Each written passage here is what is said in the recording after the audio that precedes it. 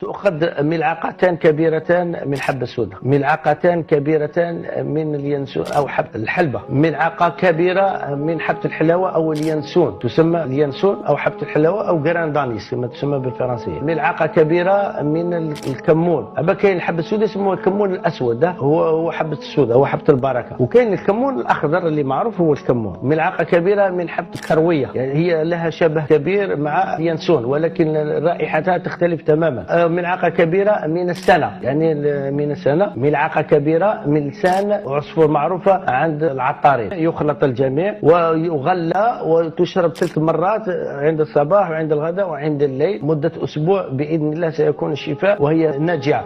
حتى بعض الأطباء المتخصصين في الغرب طلبوا مني أن تستحضر في المخابر وتوضع على شكل كبسولات، يعني هذه الخلطة. الموضوع كيف يمكن استخراج المادة السحرية؟ السنة تكون يعني هي الماء